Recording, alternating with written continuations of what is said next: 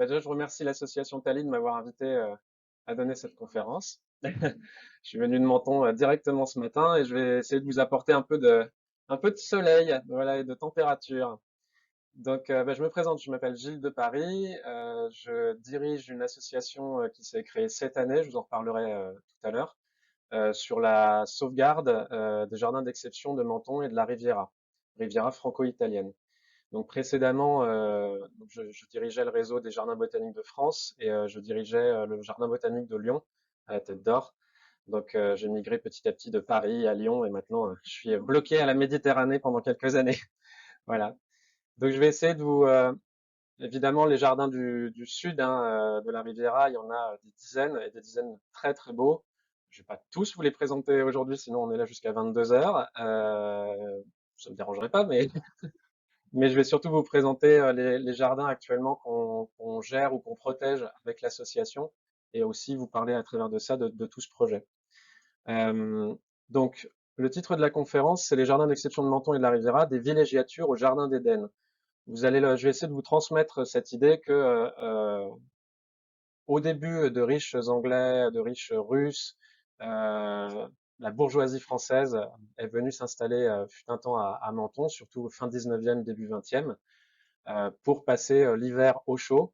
Et petit à petit, ces gens, en fait, de villégiature, sont venus s'installer définitivement dans la région et ont construit de véritables palais et des jardins surtout, qui étaient chacun leur paradis.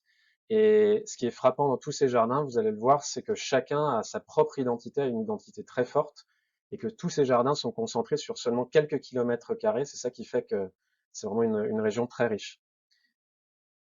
Alors Menton, alors cette photo elle est prise d'hier. Alors vous voyez, il faisait pas moche, hein. Alors bon, j'ai un peu triché, j'ai un peu renforcé le contraste, mais très honnêtement pas beaucoup en fait. Vous le voyez juste à la couleur verte des palmiers, ces pauvres palmiers qui survivent à Menton, mais sans trop tricher, c'est vraiment les couleurs de Menton. Ça ressemble à certains quartiers du Vieux-Lyon ou de la Croix-Rousse en fait, c'est assez rigolo. C'est très italien. En fait, toute la partie justement, donc Menton pour ceux qui savent pas, c'est vraiment la dernière ville dans le sud-est de la France qui fait la frontière avec l'Italie. Donc c'est juste après Nice, après Monaco, et vraiment c'est après vous avez l'Italie.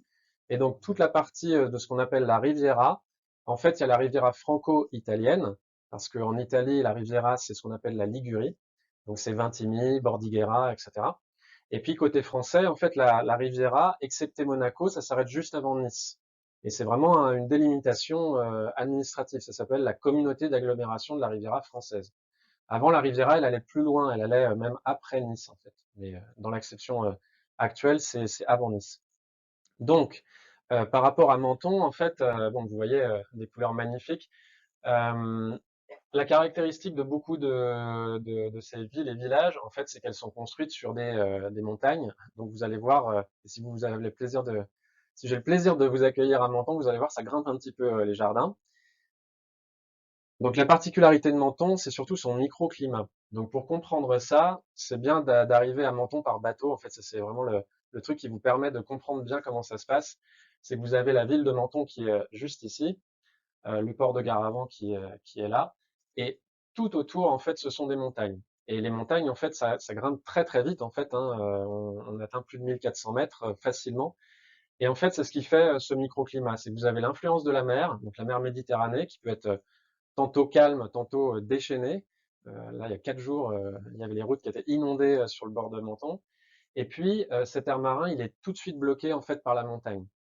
Et donc, ce qui fait que vous avez un climat que vous ne retrouvez pas ailleurs en France. On dit que c'est le climat le plus tempéré de France, voire d'Europe. Donc, vous avez jamais des températures en dessous de 5 degrés, bien souvent l'hiver. C'est très rare qu'on atteigne zéro. Et tout cet air chargé, cet air humide, reste à Menton.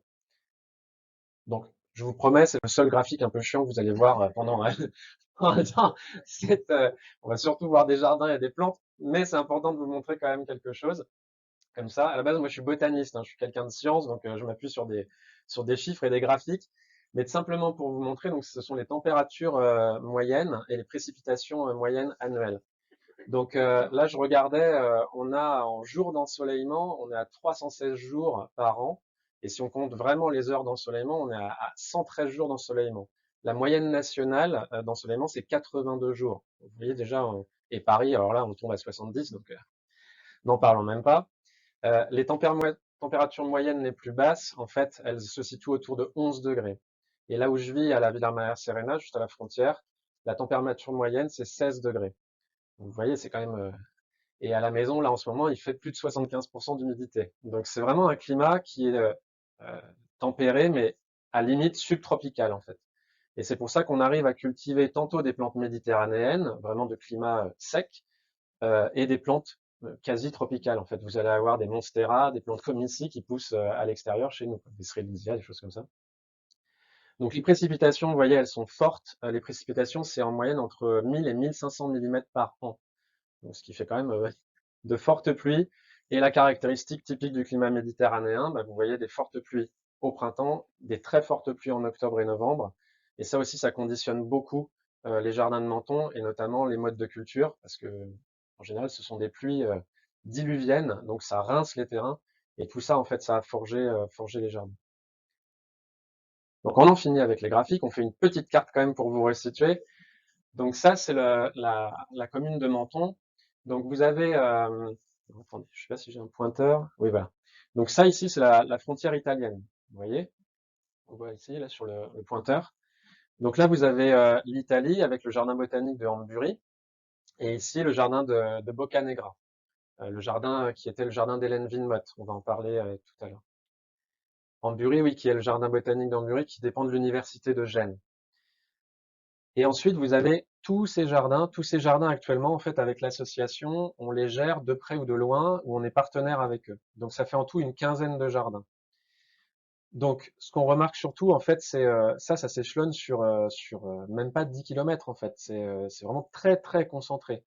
Et c'est, à ma connaissance, en France, la seule ville où il y a autant de jardins exceptionnels. Et c'est pas du chauvinisme, du néo-chauvinisme mentonais qui me fait dire ça, mais c'est vraiment assez exceptionnel d'avoir cette qualité de jardin dans un lieu aussi concentré.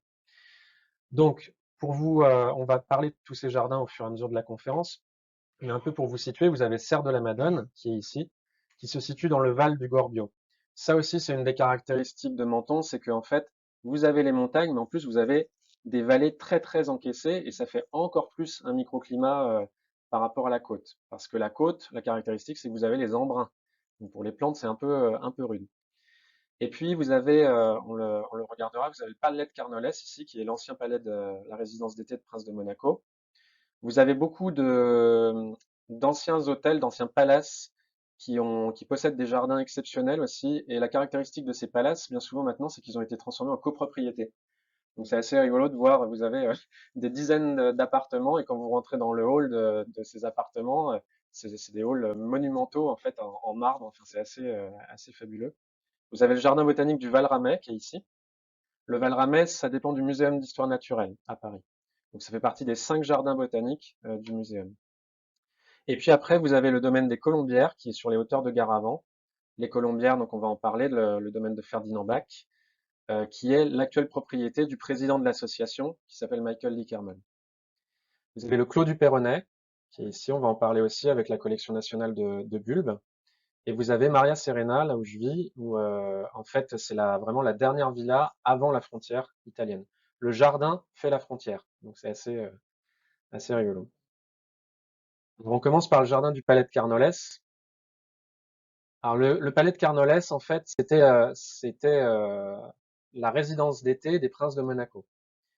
Il faut savoir qu'avant Menton, en fait, ça a été beaucoup ville frontière, donc ça a été beaucoup échangé entre la France, l'Italie, et avant ça, en fait, au XIVe siècle, ça a été la propriété surtout des princes de Monaco, les Grimaldi. Donc en fait, c'est début XIVe siècle que les Grimaldi ont acheté Menton pour 16 000 florins à l'époque. Et c'est eux qui ont en fait considérablement développé Menton. La basilique qu'on voyait tout à l'heure en plein milieu de Menton, c'est eux qui l'ont construite. Beaucoup de palais, c'est eux qui l'ont construit.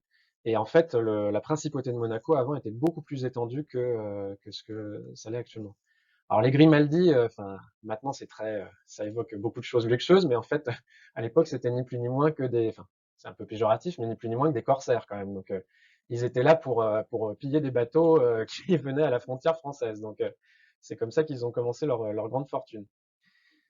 Mais bon, euh, maintenant c'est beaucoup plus. Maintenant c'est la défiscalisation, c'est une autre forme de piratage. Donc pour revenir à nos moutons, le palais de Carnales, donc c'est une résidence qui a beaucoup évolué parce que en fait c'est surtout début 18e qu'en fait c'est un territoire qui a été acheté à des moines et en fait le palais a été construit en 1717. Et à partir de là, ce qui est assez extraordinaire quand on lit les textes de la construction, c'est qu'en fait les princes voulaient un jardin magnifique accompagné d'une résidence. Bah, souvent, en fait, on dit il faut un beau jardin qui agrémente la résidence. Là, c'était l'inverse. Ils voulaient un jardin et une résidence qui agrémente le jardin. Et en fait, ils ont fait appel à l'époque à un paysagiste célèbre qui s'appelle Latour. Et c'est en 1725 qu'il a dessiné le plan du jardin de Carnolès. Et alors à l'époque, en fait, c'était la conception un peu comme à Versailles, la conception d'un trianon.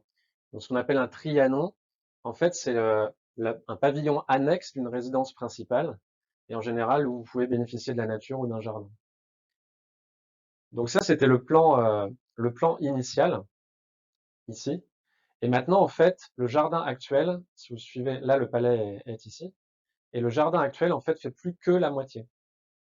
Voilà, vous voyez en fait le plan qui est superposé, la collection actuelle et le jardin qu'il y avait à l'époque dans son ensemble. Et là, en fait, dans les années 70, bon, ils avaient besoin d'espace à Menton, donc ils ont construit des cours de tennis à la place du jardin. Donc ils ont rasé à peu près la moitié de la collection et des potagers pour faire des cours de tennis. Donc nous, on est en train avec l'association d'essayer de grappiller gentiment mais sûrement ces cours de tennis et de les relocaliser ailleurs. Donc il faut savoir qu'en fait, ce plan à l'époque, c'est en 1780, parce qu'avant on n'a pas d'inventaire de ce qui se passait là-dedans. Et c'est en 1793, 1793, ça vous évoque des périodes un peu révolution. Euh, le domaine a été confisqué au prince, en fait. Et à partir de là, en fait, ce domaine, il va osciller entre les Italiens, la France, Monaco, revenir à la France, etc., etc. Et en 1793, il y a eu un inventaire qui a été fait et on comptait jusqu'à 1900 pieds d'agrumes différents dans le domaine. 1900 agrumes, c'est quand même énorme. L'actuelle collection, qui est la collection nationale d'agrumes, on compte 397 agrumes. Donc 1900 agrumes, vous imaginez, c'était quand même quelque chose d'assez fabuleux. Donc ça, c'est la vision actuelle du verger. Donc cette photo, je l'avais prise au printemps. En fait, quand on a récupéré la collection, ça a été un peu l'élément déclencheur de l'association, c'est que le jardin du Palais de Carnolès était classé jardin remarquable. Et en fait, ça faisait plus de 3 ans que la préfecture mettait en garde la ville de Menton, que le jardin était mal entretenu, manquait de gestion, etc. Et le label jardin remarquable, le jardin a été déclassé, en fait. Ce qui est assez rare, hein. Il faut vraiment en mettre une couche en général pour déclasser un jardin remarquable, mais là, ça a été le cas. Et c'est de là que le maire, en fait, s'est rapproché de l'association qui était naissante, je vais en reparler, et nous a dit il faut faire quelque chose dans ces jardins. Et c'est là qu'on est intervenu. Donc depuis, en fait, on a fait retailler tous les agrumes, les 390 agrumes, on a fait appel à des experts, on a fait appel à l'INRA, notamment, avec des spécialistes des agrumes qui sont juste à côté à Antibes, et ils sont venus expertiser chaque agrume. Et alors, bon, autant quand je suis arrivé à Lyon, j'y connaissais rien dans les roses, et maintenant je suis membre de Roses Anciennes en France. Je pense qu'à terme, je vais me coller aux agrumes, et voilà. Mais au début, quand vous avez les arbres comme ça, vous avez l'impression que tout se ressemble en fait. Et distinguer un citronnier, un pomelo, un abigaradé, enfin, franchement, je sais pas si vous avez déjà essayé, mais il faut s'y coller. Avec les fruits, c'est déjà un peu plus pratique. Alors là, c'est pas la même vue exactement, hein, mais c'est ce qu'on voit en ce moment qui commence à Menton, avec le paroxysme qui est la fête du citron de Menton. C'est un peu la fête des lumières locales à Menton, donc ça se situe aux alentours de février, la fête des citrons. Donc ça, c'est les citrons de Menton. Alors, les citrons de menthon, en fait, ce qu'on appelle citron de menthon, c'est ce qu'on appelle une IGP, c'est une indication géographique protégée.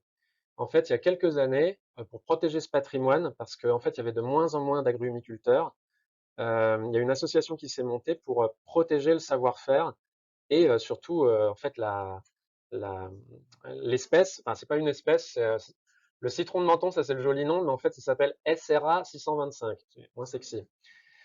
En fait, c'est un hybride qui est particulier et vous pourriez le cultiver chez vous, le SRA 625, mais ce qui fait les particularités, c'est le climat de Menton, en fait. Et en fait, ce citron, sa particularité, c'est que vous pouvez manger tout dans ce citron. Je ne sais pas si vous en avez déjà goûté un, mais en fait, même l'écorce, c'est pas spécialement amer, et c'est un citron qui est peu acide. Il est très fortement chargé en jus et assez sucré. Donc c'est vraiment du citron que vous pouvez utiliser aussi bien en tarte que dans le limoncello. Donc c'est absolument parfait. Et en fait, pour commencer à travailler sur ce jardin, je vous dis, on a fait appel à l'INRA et aussi on a recherché dans les archives. Et en fait, je sais pas si vous arrivez à voir, ouais, c'est bon. Au fond, vous arrivez à voir? Ils dorment déjà. Non, je rigole. En fait, on a retrouvé comment dire, un document qui est absolument magnifique dans les archives de Menton qui s'appelle Histoire naturelle des orangers. Donc, Histoire naturelle des orangers, en fait, c'est de Riceau, pardon, et Poitou. Et en fait, ça vous brosse toute la diversité des agrumes avec à chaque fois une gravure. Et en fait, quand on a commencé à restaurer ce palais de Carnolès, enfin ce jardin, on s'est dit il faut une idée, il faut un fil conducteur pour faire visiter la collection. Et en fait, ça va être ça, ce fil conducteur, ça va être de reprendre ces données historiques et de remonter les collections autour de ça. Donc quand je vous parle de belles gravures, voilà, c'est le genre qu'on a. Donc là, vous avez Citrus limon, c'est le citronnier. À l'époque, on l'appelait limonier à deux mamelons. Et vous avez le Citrus auranticum. Alors, c'est quoi pour vous le Citrus auranticum? Est-ce que ça vous fait penser? Exactement, la bigarade, le bigaradier. Madame a de bons yeux. Le bigaradier. En fait, le bigaradier, vous savez, les rosiers, on les greffe sur du rosa canina, par exemple, en fonction des terrains, etc. Et ben, les agrumes, c'est pareil. En fait, les trois quarts des agrumes que vous avez, ils sont greffés sur quelque chose, et ce quelque chose, c'est le bigaradier. En fait, le bigaradier, c'est ce qu'on appelle l'orange amère. Et en fait, ils sont greffés sur du bigaradier parce que ça a la capacité à beaucoup plus absorber l'eau, les sels minéraux de manière efficace et à s'adapter mieux au terrain que les trois quarts des autres agrumes, en fait. Et souvent, en fait, ce sont des greffons qu'on va prélever et qu'on va mettre sur du bigaradier. Et des fois, quand vous avez des très très vieux sujets, bah, ça fait comme les rosiers. En fait, c'est plus le citronnier ou la bergamote que vous avez initialement, c'est le bigaradier qui a pris le dessus et qui pousse, en fait. Et c'est ce qu'on a retrouvé des fois dans le jardin en pensant que c'était les bonnes étiquettes, mais non. Alors là, est-ce que vous reconnaissez aussi? Alors, il y a le Citrus medica. Alors, c'est le cédrat. Voilà. Et après, alors ce qui est magnifique, enfin, les gens du devant vont voir, mais en fait, vous avez vraiment le détail jusqu'au port du cédrat qui sont dessinés. Enfin, c'est vraiment des gravures. Et c'est disponible sur Internet, ça, si vous voulez regarder, tout est disponible. Et à côté, vous avez quoi? Le Citrus bergamia. Et donc ça, c'est la bergamote. Et en fait, la bergamote, c'est un croisement entre ces deux-là, entre le citronnier et l'orange amère. Alors normalement, alors ça s'appelle Citrus bergamia, mais en fait c'est un hybride, mais c'est un hybride tellement ancien en fait que voilà. Alors, par rapport je vais pas faire toute une conférence sur les citrons, je vous rassure. Il y a autre chose à voir à Menton que des citrons, mais je vais surtout vous parler du pourquoi, du comment en fait Menton est devenu une ville de jardin, une ville de villégiature. Donc à l'époque, James Henry Bennett, qui était médecin, James Henry Bennett, alors il a eu le bon goût de choper une tuberculose et en fait, il était très faible, il était déjà en résidence à Menton et il était en résidence dans un des jardins. Et en fait, miraculeusement, il a été guéri en fait. Euh, et Le problème avec ça, c'est qu'il a cru que c'était lié au climat mentonais. Alors quand je vous dis le problème avec ça, c'est qu'après, ça c'est à la base il est anglais, hein, donc il en a fait la publicité, la guérison miraculeuse de la tuberculose et des maladies pulmonaires à Menton. Donc on a vu arriver tout un flot de personnes pour se faire soigner. Sauf qu'en fait, ce qui a été fabuleux, c'est que ça a surtout rempli le cimetière de Menton, en fait, parce que je sais pas si vous avez déjà visité le cimetière de Menton, mais il est magnifique. Enfin, il y a des sculptures, des caveaux de famille vraiment magnifiques, et vous avez un des plus beaux points de vue sur la région. Quand j'ai emmené mes parents visiter le cimetière, ils m'ont dit c'est un peu bizarre ce que tu fais, mais non, non, en fait, il y a vraiment, c'est vraiment à voir. Et là, en fait, ce que vous voyez dans ce cimetière, c'est ce qui était la conséquence de l'époque, c'est que vous avez des Russes, des Belges, des familles anglaises complètement décimées, parce qu'en fait, le climat relativement chaud et surtout très humide, c'était absolument mauvais en fait pour les maladies pulmonaires. Donc, ça n'a pas été une grande idée, mais ça a permis à plein plein de gens d'arriver à Menton et de s'installer. Et en plus, à la fin du 19e siècle, le chemin de fer est arrivé à Menton. Alors là, ce qu'on voit, c'est pas le chemin de fer ici, là, c'était le tramway à l'époque, qui passait le long de la côte. Et là, c'est l'actuel port de Garavant, en fait. Donc à l'époque, il n'y avait même pas encore la Villa Maria Serena qui est tout au fond, qui devrait être tout au fond là-bas. Et ça, ce sont les jardins, ce qu'on appelle les jardins de Biovès. Biovès qui a été un maire de Menton. En fait, les jardins actuels de Biovès, ce sont vraiment les jardins que vous avez en plein cœur de Menton. Donc à l'époque, on voyait les mosaïcultures, déjà les premiers palmiers. Alors les palmiers à Menton, on dit que les palmiers, c'est le symbole de Menton ou le symbole de la côte. En fait, ça, c'est le symbole depuis seulement, on va dire, 140, 150 ans maximum. Le symbole à la base de la côte, c'était des oliviers, des vignes et du blé. C'était ce qu'on cultivait partout à Menton. Donc c'est marrant, maintenant quand on entend certains maires de la côte qui disent on peut pas vivre sans palmiers, les gens vont râler. Ah si, on peut très bien vivre sans palmiers. Parce que je sais pas si vous savez actuellement, mais en fait les trois quarts des palmiers sont décimés à Menton. Alors quand c'est pas le charançon, c'est ce qu'on appelle le paysandysia, qui est un papillon et qui vient pondre dans les cœurs des palmiers, surtout les Chamaerops. Le charançon, lui, c'est plus les phénix auxquels il s'attaque. Donc vous avez en fait tout un tas de cortèges de palmiers qui sont actuellement complètement décimés.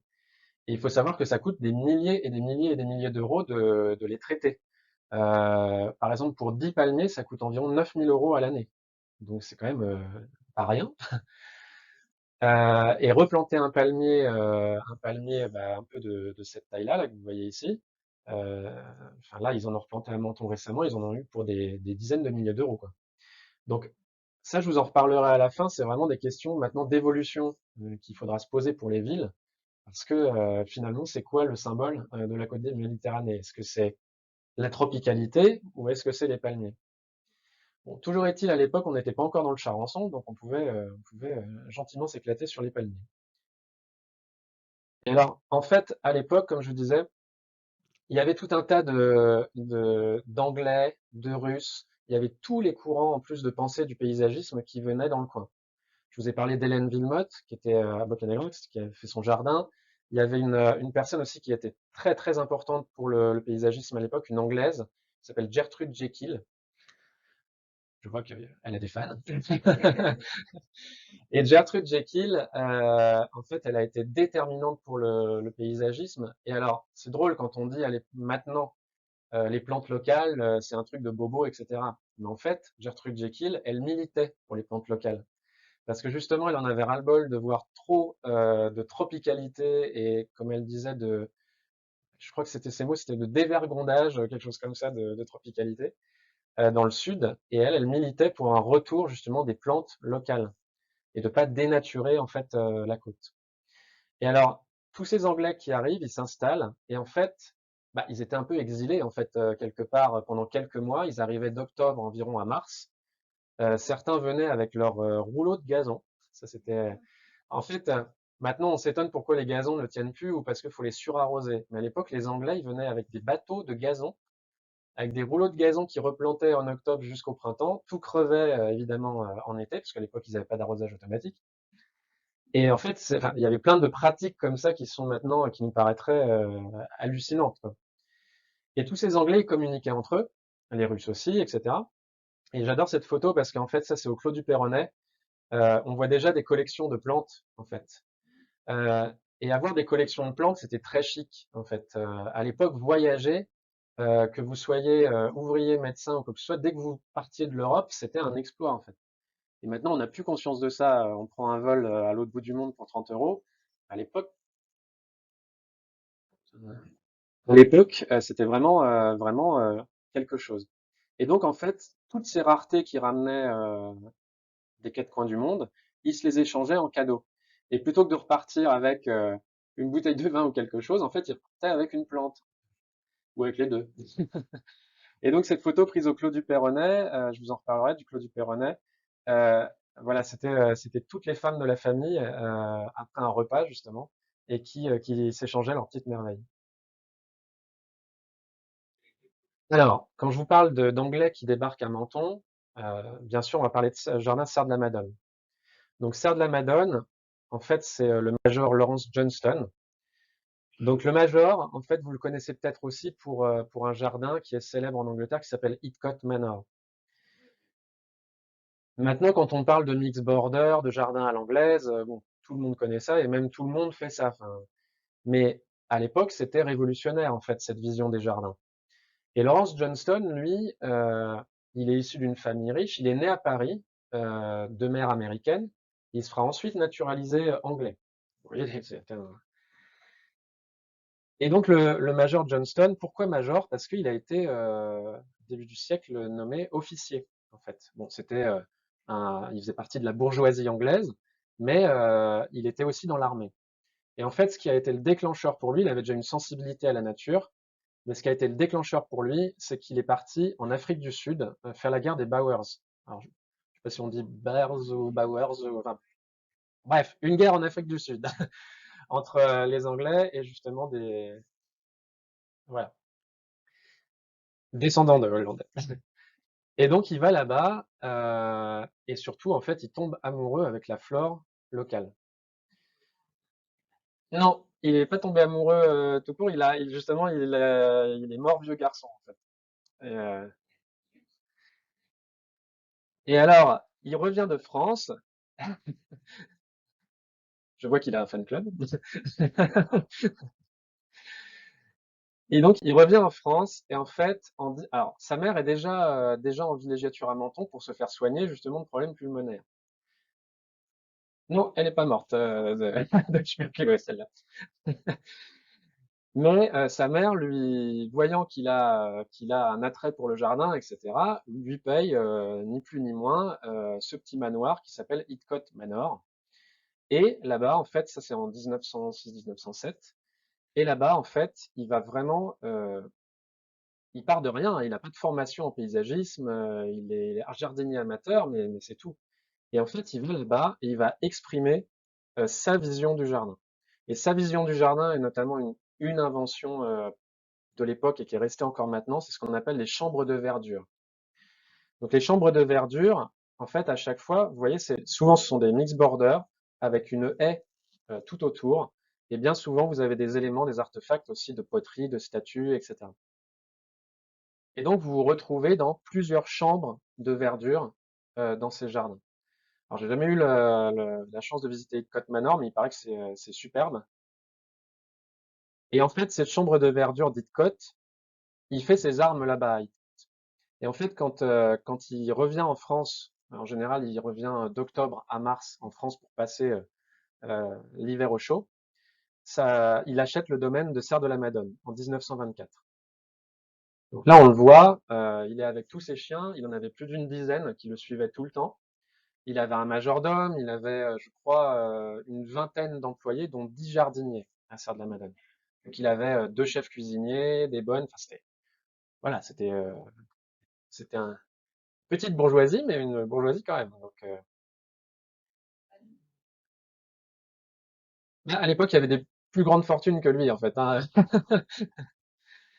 Et en fait, ce qui va guider Johnston, c'est sa passion pour les plantes et sa passion pour les voyages. Il tombe amoureux de Menton. Ce qui le frappe surtout, c'est le côté, justement, je vous parlais des oliviers. des vignes, des blés, etc.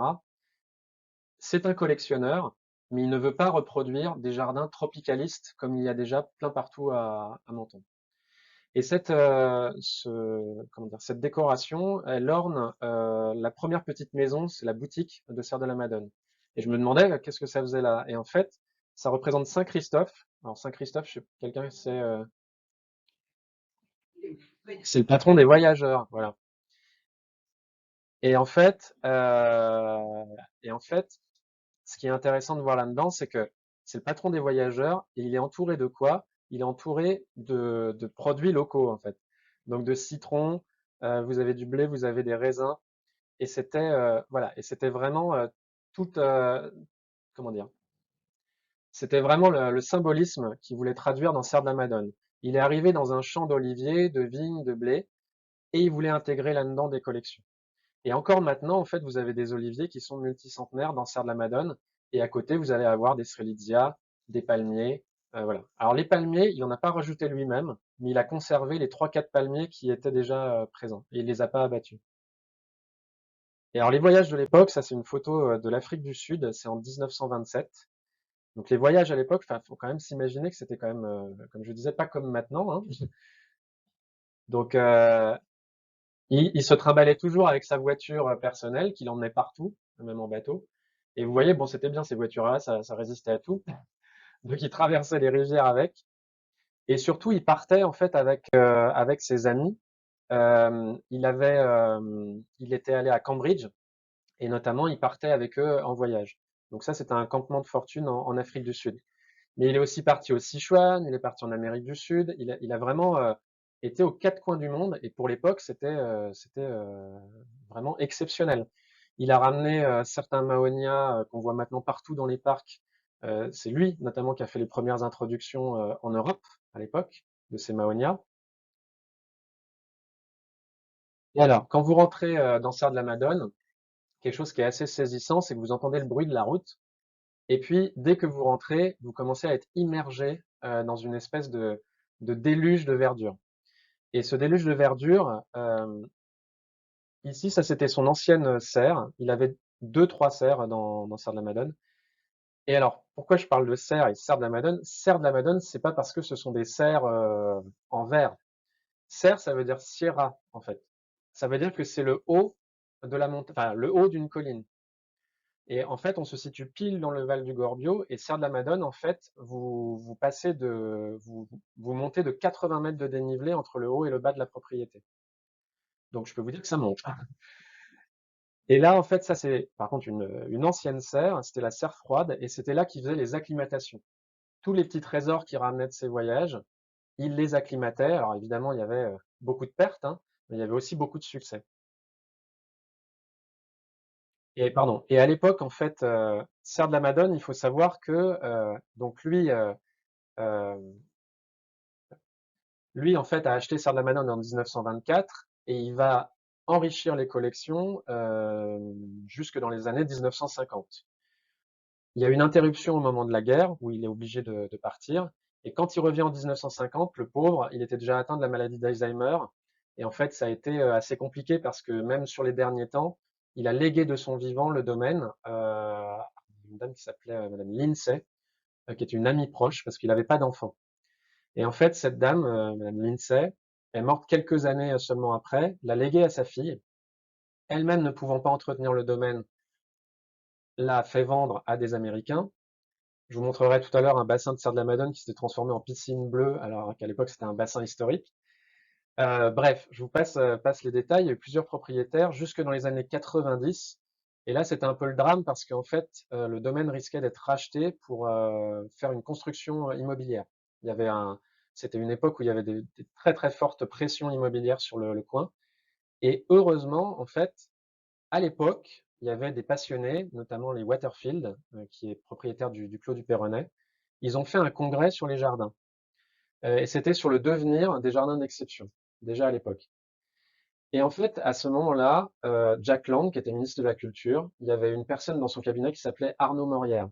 Arnaud Morière, qui est un paysagiste spécialisé des jardins méditerranéens. Et en fait, en voyant ce domaine-là, ils se sont dit non mais c'est pas possible, on peut pas le laisser être détruit et réaliser des constructions, il faut absolument le protéger. Et donc ça a été en 1990 le premier jardin classé au titre des monuments historiques. Et jardin classé, pas au titre des bâtiments, hein, mais au titre du jardin. Ça s'était jamais fait avant. Et donc ça a permis de protéger d'office le domaine.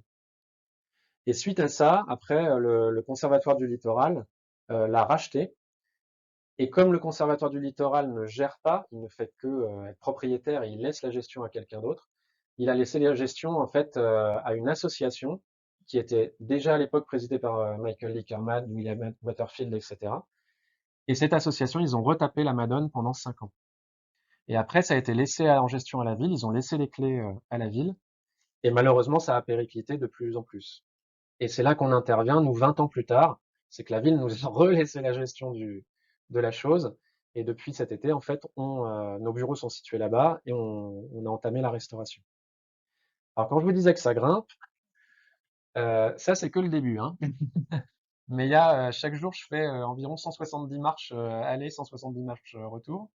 Donc, pas besoin de faire de steps, c'est bon. Et en fait, comme je vous disais, assez vite, vous êtes immergé dans un îlot de végétation. Et ce qui est assez incroyable, c'est que vous avez des palmiers, à côté, vous allez avoir un olivier, vous allez avoir un bambou, vous allez avoir des agapantes. Enfin, c'est des fleurs complètement différentes que vous allez retrouver au même endroit. Et c'est ça qui est vraiment, vous avez un Trapanax. Et là, quand vous avez traversé ces escaliers, c'est très labyrinthique, hein, en fait, téléphone. C'est très labyrinthique, Serre de la Madone, et c'est fait exprès en fait. Vous avez un grand chemin qui mène jusqu'à la villa et parsemé en fait de part et d'autre de petites allées. Et le but, c'est que justement vous puissiez vous perdre dans cette végétation.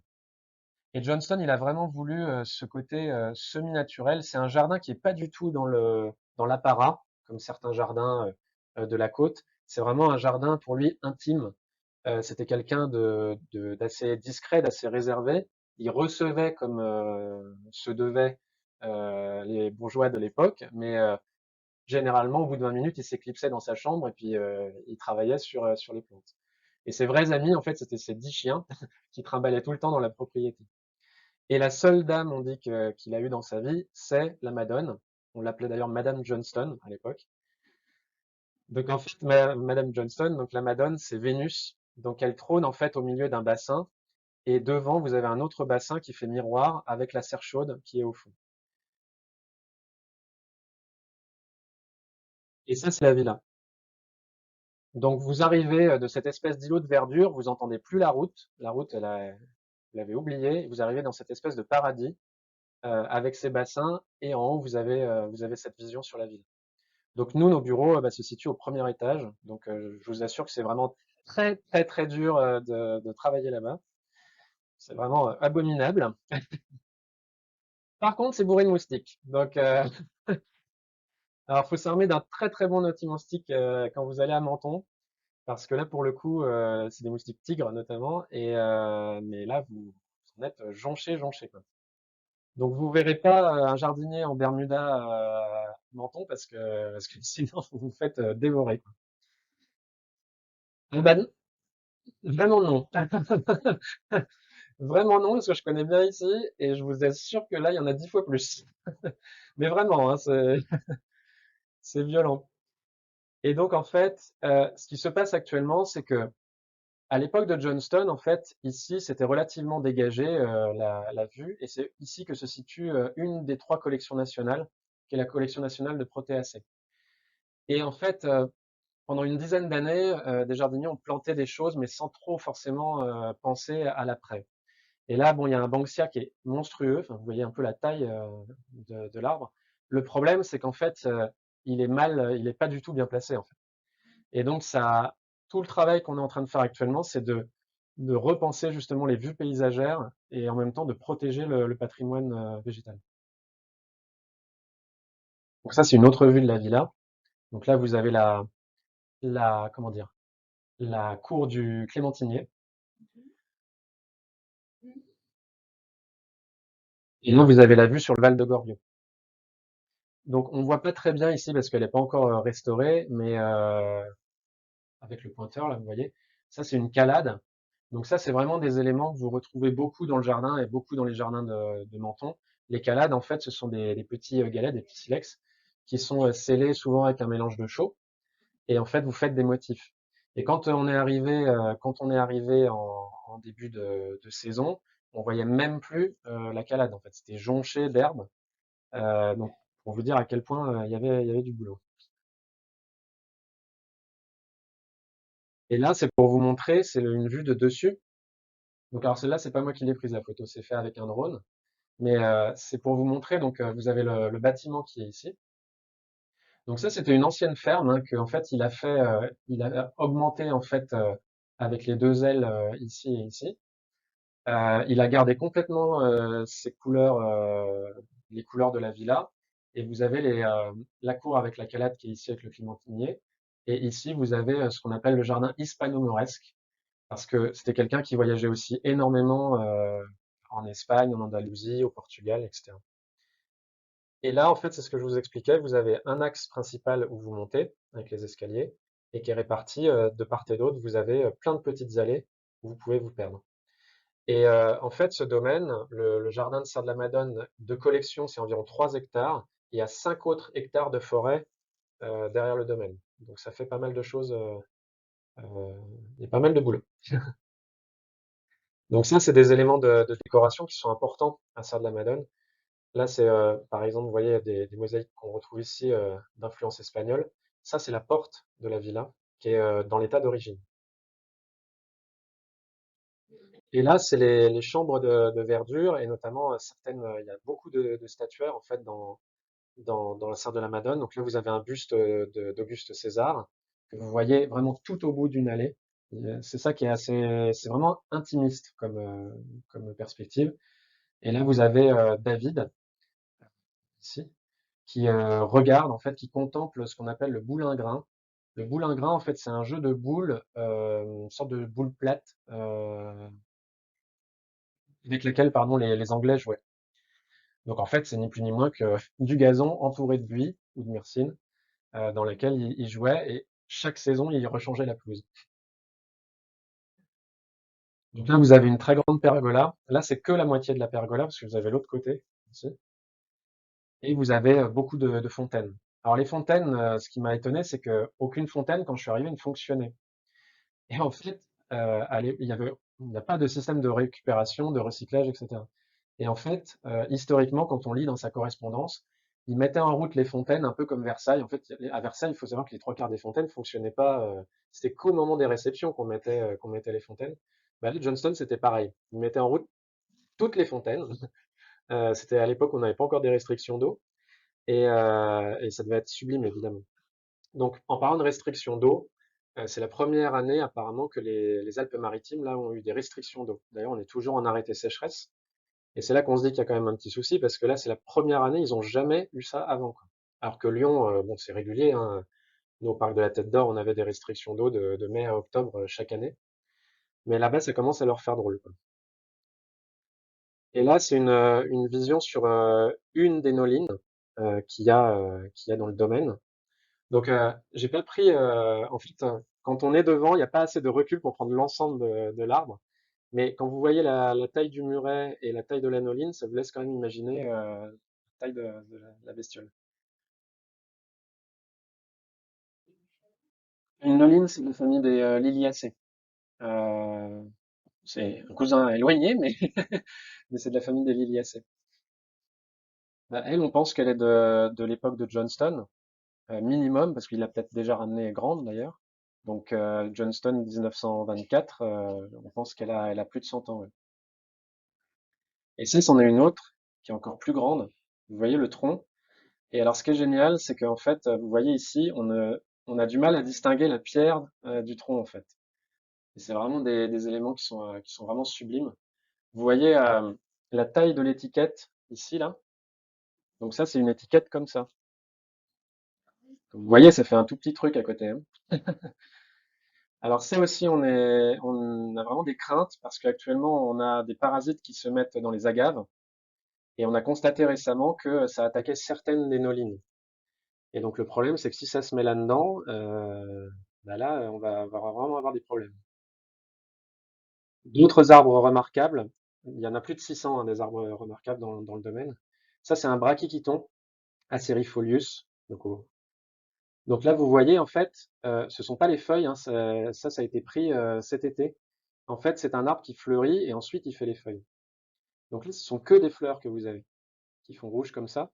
Et alors, il a le bon goût que les fleurs se déposent, tombent, évidemment, et restent bien bien rouges quand elles tombent. Et donc ça, c'est les parterres, les allées en fait. Et vous voyez, c'est énorme, hein. Enfin, là à côté, il y a une de mes collègues. Donc vous voyez les parterres comme ça qui sont jonchés de fleurs rouges. Donc les protéacées, c'est une de nos collections nationales. Euh, il faut savoir qu'on a trois collections nationales qui sont les protéacées, les araliacées rustiques. Araliacées, c'est la famille du lierre. Mais il y a plein plein plein de choses dans les araliacées, il n'y a pas que du lierre.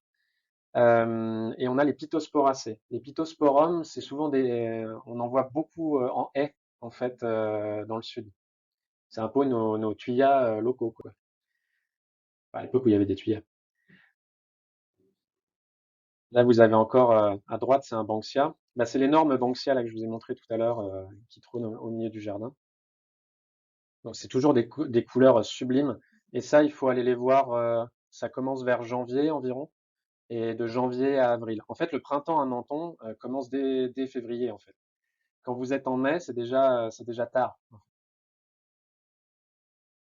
Alors, on va passer à un autre jardin qui s'appelle le jardin du Clos du Perronnet.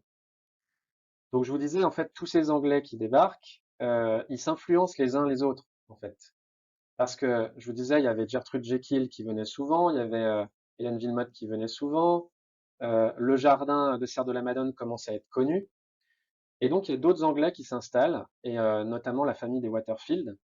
Donc les Waterfield, en fait, ils étaient en Inde à la base. Les grands-parents de William Waterfield qu'il y a ici, ils venaient d'Inde. Et ils sont venus s'installer directement à Menton.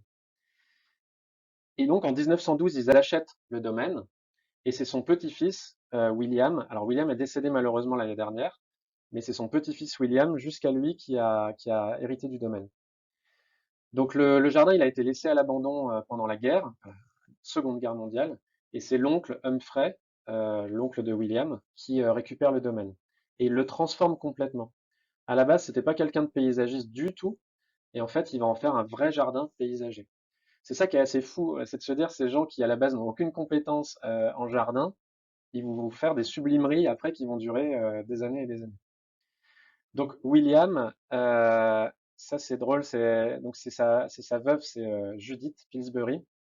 William, alors il a claqué toute sa fortune hein, dans les plantes et le jardin, à tel point qu'en fait la propriété, donc ici du Clos du Perronnet, il a dû la vendre en copropriété en fait il y a plusieurs années, en imaginant que ça allait protéger le jardin, parce que s'il décédait et qu'il n'avait pas d'enfant, il n'avait pas de femme, etc., s'il décédait, au moins un des copropriétaires allait protéger le jardin.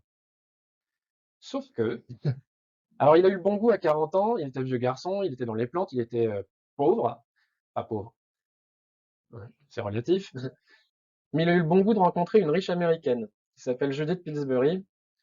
Judith, il faut savoir que elle vient d'une famille, les Pillsbury, c'est les farines aux États-Unis, et en fait, ça fait partie des familles vraiment très très très très riches aux États-Unis. Et alors, il a eu le bon goût de rencontrer Judith, ça a été un amour fou, et, euh, et ça lui a permis, entre autres, hormis d'être complètement amoureux, de sauvegarder le jardin. Et en fait, c'est Judith maintenant qui est propriétaire du jardin et du Clos du Perronnet. Et là, vous voyez, donc si vous allez là-bas, en fait, vous verrez probablement Judith en train de prendre le thé. Ça, c'est vraiment. J'ai jamais bu de thé trop de ma vie, mais depuis que je suis à Menton, à 16 heures, c'est réglé comme du papier à rouleau, avec des scones, c'est important. Et donc, en fait, là, voilà, c'est la glycine qu'il y a sous la pergola de la villa. Et, Judith, ce qui s'est passé, ça a été le déclencheur de la naissance de l'association. Comme je vous dis, il y a eu cette copropriété qui a commencé dès la mort de William à attaquer Judith en disant tu ne peux plus faire visiter le jardin, on ne veut plus qu'il y ait de personnes dans le jardin. Alors qu'il n'avait jamais causé d'ennui avant à William. Et donc ça s'est passé l'année dernière. Ils ont carrément intenté un procès, enfin ça a été loin.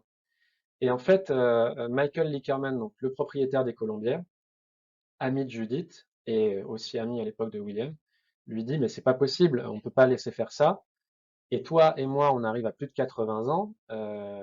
Qu'est-ce que ça devient ces jardins après nous? Et donc ils ont eu l'idée de monter l'association. Donc l'association pour laquelle je travaille actuellement. Donc c'est l'association pour la sauvegarde des jardins d'exception de Menton et de la Riviera. Et donc ça s'est fait en janvier dernier, hein, c'est tout récent. Il crée l'association et c'est de là que le maire, comme je vous disais, perdant le label jardin remarquable et s'apercevant que c'était pas plus brillant dans des autres jardins de Menton, dit mais votre projet de rénovation des jardins, ça nous plaît, on va participer à l'association. Voilà.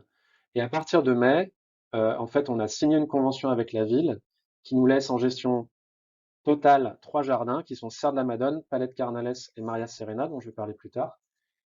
Euh, donc là, on gère tout hein, avec nos jardiniers, les scientifiques, les guides, etc. Et en contrepartie, la ville nous finance à 50% sur les 4 ans à venir. Oui. Alors c'est quand même un budget de 6 millions d'euros hein, pour les 4 ans, parce que ça inclut la rénovation des jardins. En parallèle, il y a 12 autres jardins, pour vous expliquer un peu le mode de fonctionnement de l'association, comme le Clos du Perronnet, comme les Colombières, qui sont des jardins qu'on appelle aidés.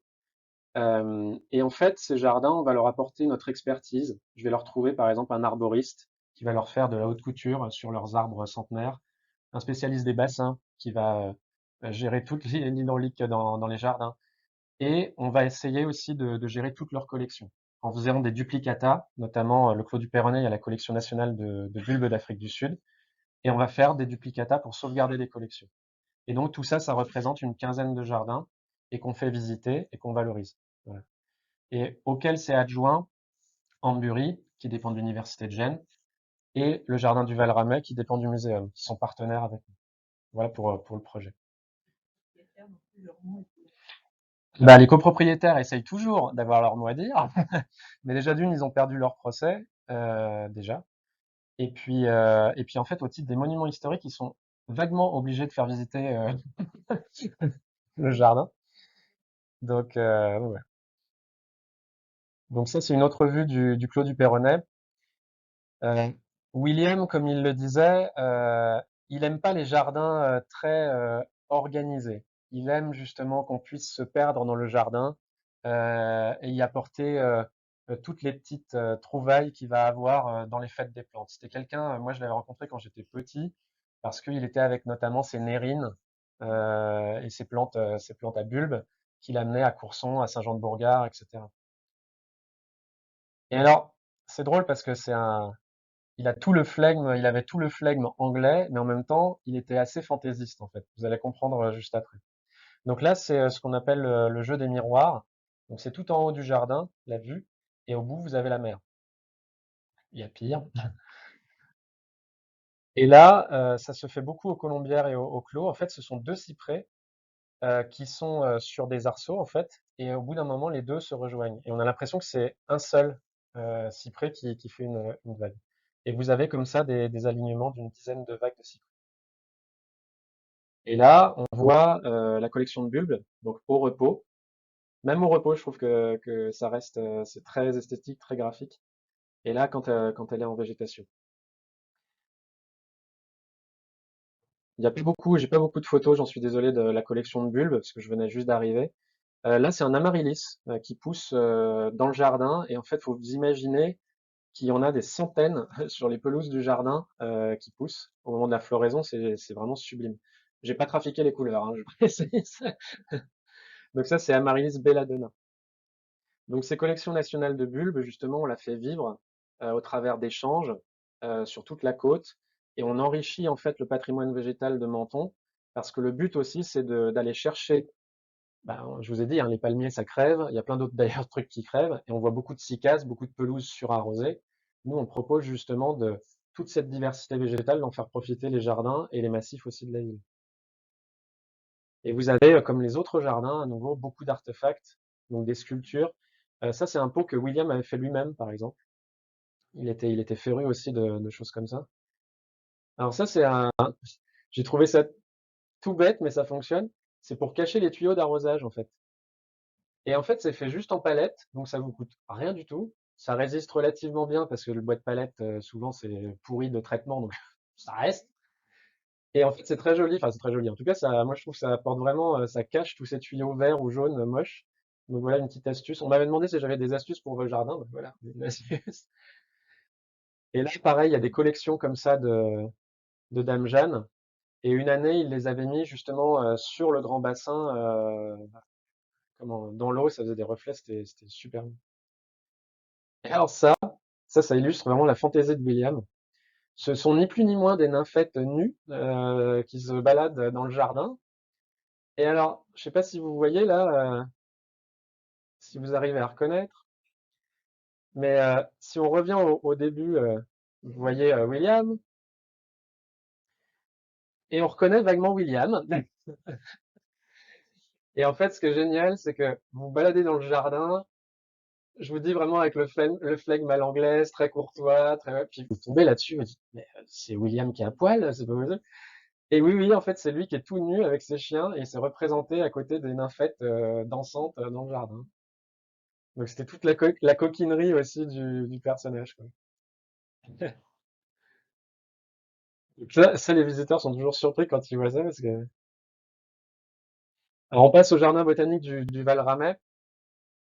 Alors le jardin botanique du Val-Ramey, donc il appartient au Muséum national d'histoire naturelle. C'est un des 5 jardins botaniques du Muséum d'histoire naturelle, avec le jardin des plantes entre autres. Alors, le Val-Ramey, en fait, c'est un domaine qui s'est constitué comme les autres en plusieurs étapes, mais principalement au XIXe siècle. Donc c'était une famille qui s'appelait les de Montléon, qui était une famille mentonnaise qui a acheté le domaine. Et comme les autres, c'était à la base un domaine avec des vignes, des oliviers, des petits bouts de blé, etc. Et à l'époque, cette bâtisse composée de terrains agricoles, en fait, en début de siècle, enfin début du XXe siècle, pardon, en 1905 précisément, c'est Lord Percy Radcliffe qui était britannique, encore une fois, qui acquiert le domaine. Et alors, est-ce que quelqu'un sait d'où vient Ramey? Celui qui gagne a du limoncello.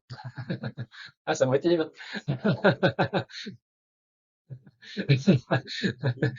Non, ça n'a rien à voir avec le limoncello. Alors, Ramey, ça veut dire tranquillité, en fait, en arabe. Et en fait, c'était le petit nom. C'est très, très, très charmant, très romantique. C'était le petit nom de sa femme, en fait. Voilà. En fait, elle s'appelait Ramey Theodora Swinburne. Mais en fait, c'était Theodora Swinburne, mais il l'appelait Ramey. Et donc, il a dédié cette villa, ce domaine, à sa femme. Donc ça, c'était en début du XXe. Et en 1957, quand je vous parlais de personnes un peu fantasques, c'est ça aussi qui est drôle dans toutes ces histoires, c'est ponctué de gens soit richissimes mais complètement barrés. Et là, vous avez Miss Mabel Campbell. Et alors, cette dame, en fait, elle avait deux passions dans la vie, les plantes de sorcières, surtout les plantes toxiques, et pas l'alcool, non, peut-être aussi, mais je ne me serais pas permis, les chats. Bon alors, une vieille dame avec des chats, enfin je me tais parce que j'ai un chat aussi, mais une vieille dame avec des chats, bah oui, elle était vieille fille, quoi. Donc, et donc en fait, elle achète le domaine en 1957 et elle en fait un lieu de réception en fait du Val-Ramey. Ah, un lieu d'accueil pour les chats? Oui aussi. Et en fait, elle accueille tous les riches anglais et américains de la côte qui viennent dans son domaine. Et elle en fait un vrai paradis. C'est pour ça que je vous parlais de villégiature au Jardin d'Éden. Depuis tout à l'heure, je vous parle de jardin où les gens viennent se reposer, viennent trouver le bon air, le bon climat. Et en fait, ils vont s'approprier complètement ces jardins et en faire leur paradis, en fait. Et leur paradis, chacun, ils ont leur vision du paradis. En fait, c'est ça qui est assez magique. Et donc, dans ce domaine du Val-Ramey, je vais pas montrer mille photos du Val-Ramey parce que c'est un des plus connus de Menton, mais ce qui est fabuleux, c'est que vous côtoyez, comme beaucoup d'autres jardins de Menton, aussi bien de la végétation aride. Là, vous êtes plutôt dans la végétation mexicaine. Vous avez de la végétation des Canaries aussi. Euh, ce qui est assez antinomique, je vais vous raconter pourquoi. Et vous avez de la végétation qui est vraiment à un air avec des feuillages géants, beaucoup plus subtropicales. Tout à l'heure, j'en ai pas parlé. Comment ça se fait qu'à Serre de la Madone, on est capable de cultiver des palmiers, des oliviers, des plantes d'Amérique du Sud, des plantes des Canaries? Il y a le climat, d'accord, mais des plantes des Canaries, c'est volcanique, c'est acide. Et vous vous retrouvez par exemple avec des plantes à côté qui sont de milieu calcaire. En fait, ce qui est chouette à Serre de la Madone et dans beaucoup d'endroits de Menton, c'est que le sol n'est ni trop acide, ni trop dur. Donc ça permet de cultiver, il est relativement neutre. Et donc ça permet de cultiver absolument tout. Donc c'est vraiment au-delà du microclimat, en plus, un sol qui est vraiment très particulier. Alors ça, c'est une des visions du Val Ramey. Alors ça, si vous voulez en voir, vous allez au parc de la Tête d'Or dans la Serre Victoria, mais pas dehors. Alors à l'époque, la Victoria, il faut savoir que donc ça, le nom vient évidemment de la reine Victoria, et vous avez souvent représenté Victoria Cruziana ou Victoria Amazonica. Au cerf du parc de la Tête d'Or, la serre a été construite pour le Victoria, qui est Victoria Cruziana, et celui-là, c'est Victoria Amazonica, si je ne me trompe pas. Et, euh, et en fait, la particularité de cette plante, c'est qu'elle est pollinisée. Quand elle est pollinisée, en fait, l'insecte reste dedans. Il est pris au piège. Et c'est une plante qui est chez nous est semi-annuelle, alors que je les ai vus en Amazonie. En fait, ce qui est assez fou, c'est que certains poussent dans des rivières de barrage, et en fait, ils peuvent pousser carrément sous l'eau, en fait. Et c'est assez hallucinant. Et les plateaux sont encore bien plus grands. Et en fait, c'est des plantes dans ces cas-là qui sont plus annuelles, mais qui arrivent à résister. Alors, peut-être quelques années, mais alors, quand je dis on a construit la serre à Lyon pour le Victoria, à l'époque, les plantes, c'était symbole. Bon, déjà, ça faisait rêver, mais c'était symbole de puissance aussi. Et en fait, toute grande ville devait avoir à l'époque sa serre Victoria. Maintenant, ça paraît hallucinant parce que les serres de Lyon, on les laisse s'effondrer gentiment. Donc, à l'époque, c'était symbole de puissance, en fait. Et on a du mal maintenant à s'imaginer que les plantes avaient cette, comment dire. Maintenant, on parle beaucoup de plantes qui soignent, etc., mais on leur attribue plus cette espèce de pouvoir économique, en fait, de symbole. Ouais. Et on va retrouver aussi Pachypodium laméri, par exemple. On va retrouver pas mal de plantes de Madagascar aussi dans ce jardin. Le Sophora toromiro, en fait, c'est une plante qui est endémique de l'île de Pâques. Et ce qui se passe, c'est que cette plante, il n'y avait plus qu'un spécimen sur l'île de Pâques. Alors, heureusement, ça fait partie des plantes qui sont mâles et femelles, parce que si vous avez un seul spécimen et qu'il y a des mâles et des femelles, c'est moche. Et en fait, ce Sophora toromiro, alors, je vous dis ça comme si c'était un truc absolument spectaculaire au Val-Ramey. En fait, il est haut comme ça. Mais ça ne reste pas moins beau, et l'histoire est jolie, c'est qu'en fait, ils ont réussi à sauver quelques graines à l'époque. Ils les ont distribuées à quelques jardins botaniques, notamment au Val-Ramey. Et c'est un des seuls exemplaires de cette époque qui persiste. Et ça a permis de sauver la plante surtout, enfin l'espèce. Je regarde juste l'heure, histoire que 15h42. On va passer au jardin des Colombières. Dans le jardin des Colombières, euh, on a eu la chance là récemment d'apparaître dans le reportage là de Silence ça pousse. Ça tombait bien, en fait, on venait de commencer l'association. Stéphane Marie appelle l'Office du tourisme de Menton en disant j'aimerais réaliser un reportage. Et, euh, et l'Office du tourisme lui dit bah, contactez un certain Gilles, il vous guidera. Et en fait, Stéphane, c'est un ami. Il n'avait pas du tout tilté que j'étais là. Et en fait, il m'appelle et bah, ça a été chouette quoi, parce qu'on s'est retrouvé à Menton. La dernière fois qu'il était venu, c'était à Lyon, donc c'était plutôt bien. Donc si vous avez l'opportunité, il y a ce reportage qui parle vraiment beaucoup mieux des colombières. Ferdinand Bach, donc qui est représenté à côté, enfin, sur les deux dessins, pardon, mais pas à des âges, pas aux mêmes âges. Ferdinand Bach, en fait, ça fait partie. Donc vous comprenez que début 20e, il y a toute la bourgeoisie qui descend sur la côte. Euh, Tout Paris descend aussi sur la côte, et notamment une certaine personne qui s'appelle Ferdinand Bach, Ferdinand Bach, c'est le petit cousin de Napoléon Ier. Donc bon, il vient pas de n'importe où, mais surtout, dès l'âge de 20 ans, il a un coup de crayon de génie. À l'époque, il n'y avait pas de photos, donc voici Gala Paris Match, fallait dessiner en fait, hein, c'était pas des photos, hein. Donc pour raconter la vie de ce qui se passait au gouvernement, en politique, etc., fallait dessiner. Et lui, il avait ce talent de croquer très rapidement les choses. Et alors, ce qui est aussi impressionnant, c'est que cette personne-là, il arrive à Menton, il avait des problèmes de santé, et il a des amis qui s'appellent euh, les Landane-Boqueri, qui est un couple d'amis à lui. Et en 1920, ce couple achète le domaine des Colombières, qui aussi à l'époque était des oliveraies en majorité. Et il lui demande de dessiner des jardins. Donc vous passez de dessinateur à nouveau paysagiste.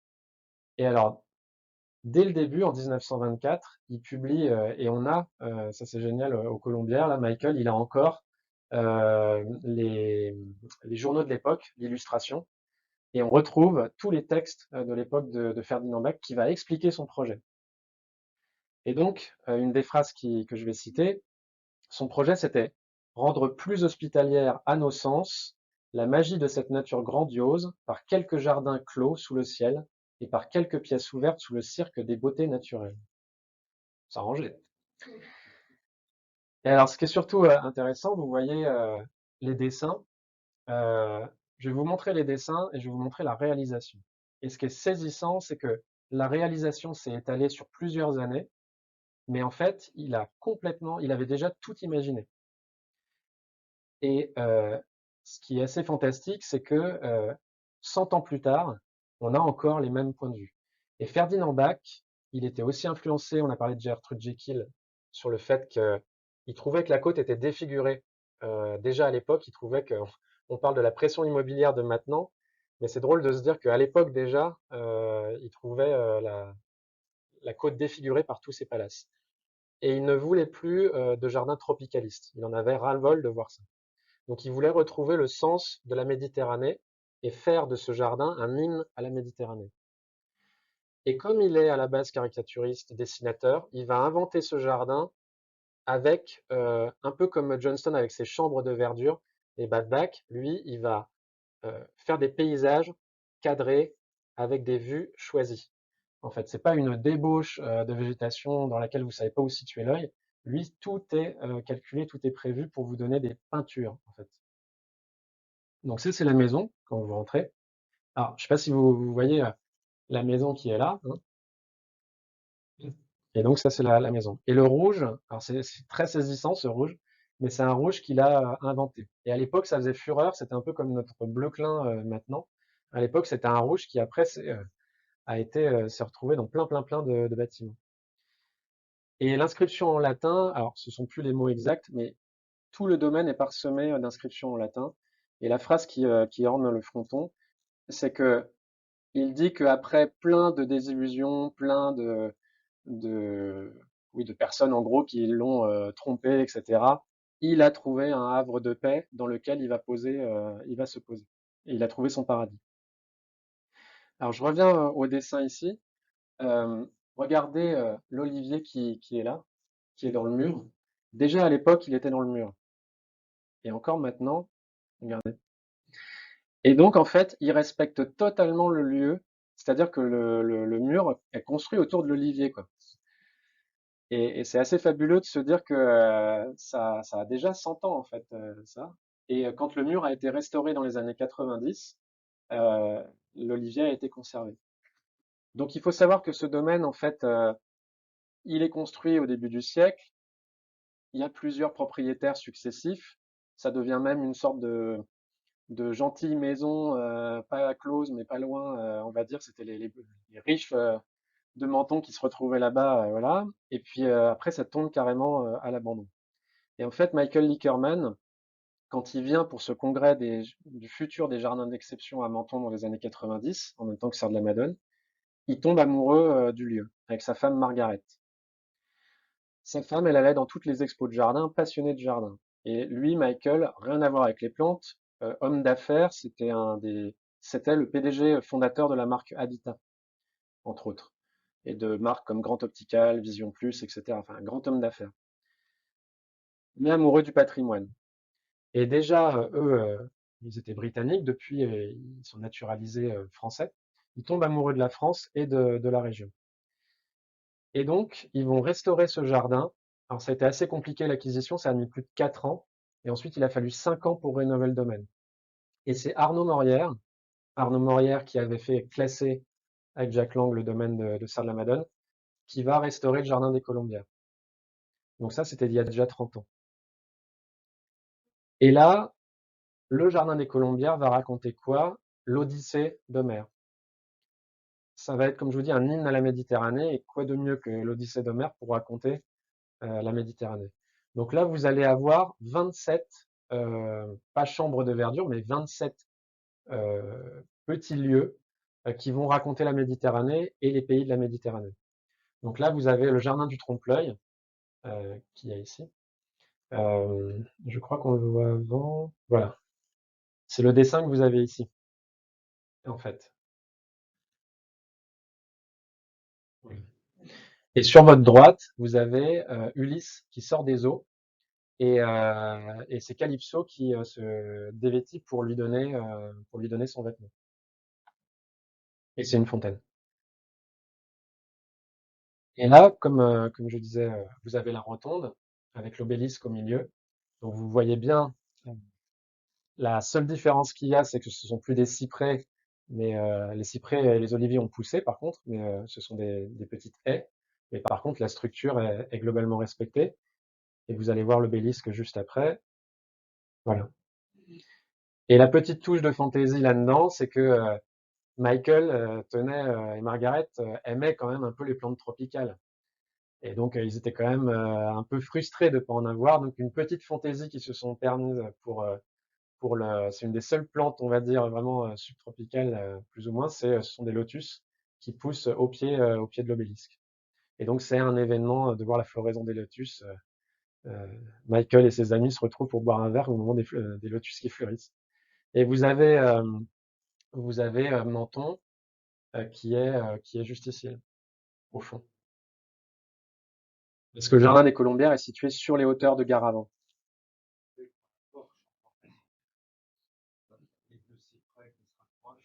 Alors ça, c'est pareil, en fait, c'est comme les cyprès du Clos du Perronnet.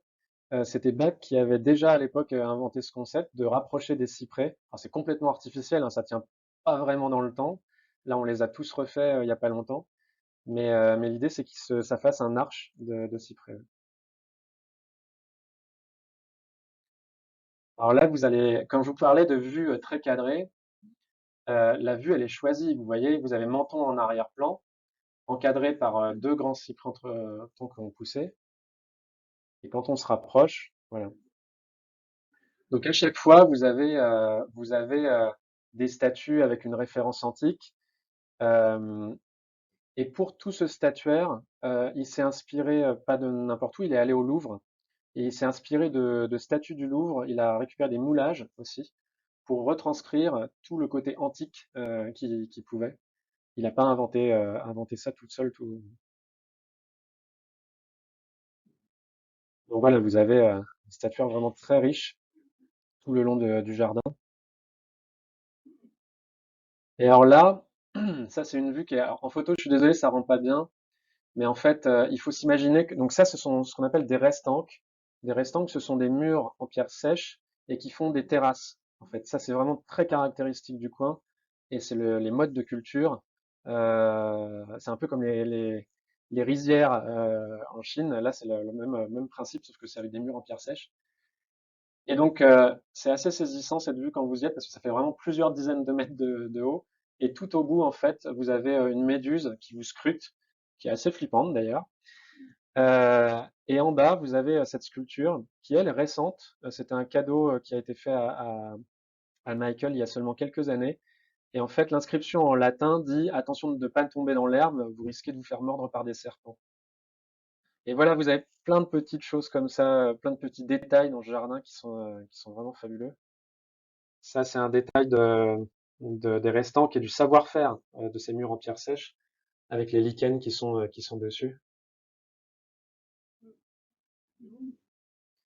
Voilà, ça c'est une autre vue du jardin.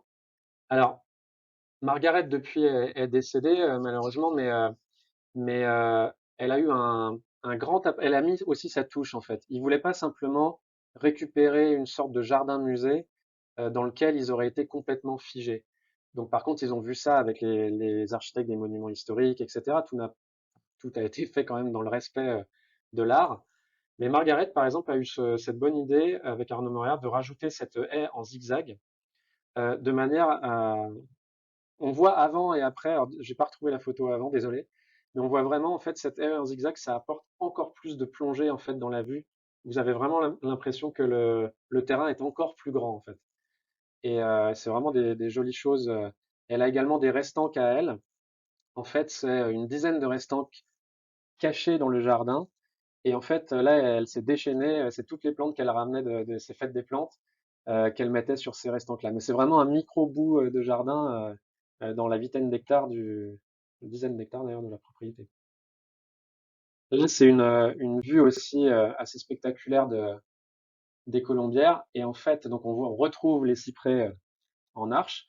Et alors, on n'a pas du tout, je m'en suis aperçu, mais peut-être il y a 3 semaines, un mois, en fait, les pots, pour renforcer cet esprit de perspective, les pots n'ont pas la même taille.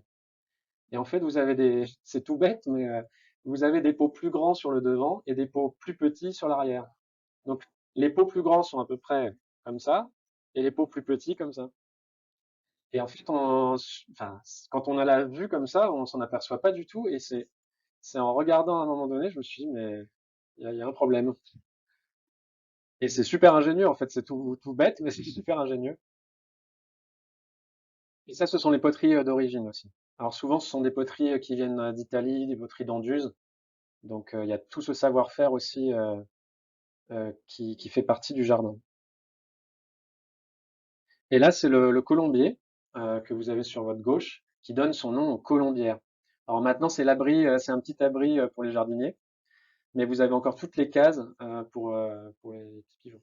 Et vous avez justement, on voit le contraste entre des parties anciennes du jardin où il y a encore les oliviers et des parties, là c'est les restantes de Margaret, où vous avez euh, à l'intérieur vous avez des dragonniers, vous avez des brachydons, vous avez enfin, tout un tas de choses beaucoup plus exotiques.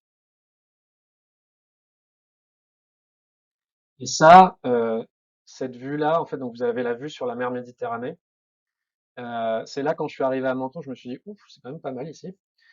J'étais avec ma tasse de thé. Et, euh, et en fait, ouais, vous arrivez sur ce jardin. La maison du jardinier est située juste derrière. On dit qu'il a une des plus beaux points de vue de maison de jardinier de Menton. Et ce qui est assez remarquable, vous avez les poteries qui sont. Tout à l'heure, c'était l'olivier qui était incrusté dans un mur. Là, c'est les poteries qui sont incrustées dans une haie, en fait. Et ça, c'était pas à l'époque de Bach, ça a été rajouté au moment de la rénovation. Alors, je vous emmène en Italie maintenant. Donc le jardin de Boccanegra. Alors Boccanegra, en fait, c'est le jardin d'Hélène Villemotte. Donc en fait, vous aviez une famille qui achète le domaine en 1865, et puis en 1906, la propriété, elle passe à une botaniste célèbre à l'époque qui s'appelle Hélène Villemotte. Donc Hélène Villemotte, c'est pareil, elle était assez facétieuse, hein, et elle a ramené quantité de plantes dans ce jardin. Elle a écrit un traité sur les roses, entre autres, et elle s'est littéralement ruinée en fait dans le jardin. Alors c'est assez, là on ne le voit pas, mais en fait vous avez la voie ferrée qui passe en contrebas du jardin. Ça c'est une vue depuis la maison. Bon, comme vous voyez, il y a toujours un temps absolument pourri. Et alors ce qui contraste, quand vous voyez celle-ci qui est très méditerranéenne, et celle-ci, là vous avez les aloés, entre autres, parce qu'il y a dans ce jardin beaucoup de collections nationales de pélargonium tubéreux, d'aloés. En fait, la personne qui habite actuellement s'appelle Ursula Piacenza, et, euh, et en fait, ce sont alors je sais plus ses arrière-grands-parents, mais ensuite ça a été une sœur, enfin bon bref, qui ont acheté le domaine en 1956. et qui en ont fait cette nouvelle propriété. Et donc là, vous avez un mélange d'exotisme et en même temps d'olivier. Vous avez, alors désolé pour la qualité de la photo, celle-là, c'est un rosier qu'on retrouve beaucoup dans le sud qui s'appelle Follette. Alors, sénateur La Follette ou Follette. Et alors, ce qui est saisissant quand vous arrivez, déjà, c'est un rosier qui est très longtemps en fleurs. On a des spécialistes là-bas. J'ai dit les deux noms. Et c'est un rosier qui est assez spectaculaire parce qu'il grimpe littéralement, notamment dans les cyprès. Donc vous avez ces visions de rosiers qui font plusieurs mètres de haut dans les cyprès, avec des petites taches roses comme ça qui pointent le bout de leur nez dans les cyprès. Et c'est une vision vraiment magique. Parce que à l'époque, c'était aussi cette côte, elle était très riche en rosiers. Parce que vous aviez notamment Nabonan, qui était du côté de Nice. J'essaye de pas dire de bêtises, parce que là, j'ai des petits yeux qui me regardent de roses anciennes. Et en fait, il irriguait énormément la côte de toutes ces créations de rosiers. Vous avez Grasse, évidemment, qui est pas loin. Et alors là, quand je vous disais certaines facéties, euh, j'arrive dans le jardin et je me dis, mais qu'est-ce que c'est que ce truc? Et en fait, c'est pas un monte-charge, c'est un téléphérique. Et en fait, c'est les oncles qui, à l'époque, dans les années 60 et quelques, je crois, qui, pour aller à la mer, se baigner et pas se taper les dizaines de mètres de dénivelé de Restanques, ont construit un téléphérique dans le jardin. Bon, normal. Et alors, j'ai eu le bonheur de monter là-dedans, et franchement, c'est très très drôle. Et Ursula, qui a plus de 80 ans maintenant, tous les jours, elle va se baigner encore. Elle prend le téléphérique et elle va se baigner à la mer en contrebas. Et il remonte. Mais c'est le genre de dinguerie que vous avez dans ces jardins. Enfin, je sais pas, mais quand je vous disais que chaque jardin était différent, mais jamais j'ai vu un truc comme ça. Pourtant, des trucs à la noix, j'en ai vu, mais des trucs comme ça, j'avais jamais vu ça dans un jardin, quoi. C'est c'est assez rigolo. Et alors, oui, juste avant de tomber sur la photo d'après, Ursula, c'est quelqu'un d'assez réservé. Quand elle reçoit, quand il y a des fois des riches touristes qui visitent Boccanegra en se disant, on va retrouver Hélène Villemotte, etc. Ils tombent sur Ursula. Et la première chose qu'ils lui disent, non, désolé madame, on veut pas faire la visite avec la bonne ou la jardinière, on veut la visite avec la propriétaire. Et bon, elle se fait un plaisir de les raccompagner gentiment mais sûrement. Et quand vous rencontrez Ursula, c'est quelqu'un qui descend d'une riche famille, et son mari aussi, mais elle a des vraies mains de jardinière, et vous voyez comment elle est habillée, elle est en bleu de travail, de jardinière. Et alors, c'est drôle, c'est quelqu'un de réservé. Elle ouvre pas facilement son jardin à tout le monde, mais à un moment donné, elle a compris que j'étais barré dans les plantes et dans les collections depuis tout petit. Et elle me dit, viens par là. Et puis, elle laisse le reste du groupe. Elle me dit, viens par là, et elle m'emmène dans sa serre. Et alors là, vous comprenez la folie de la femme. Là, c'est que des plantes, notamment de Madagascar, des adéniums, etc. Et des succulents de partout. Enfin voilà. Et vous voyez la position qu'elle a. Elle vous explique sa collection. Et ça, c'est une vision qui est juste fabuleuse quand elle vous parle de son jardin. Vous sentez la personne qui est animée par la passion.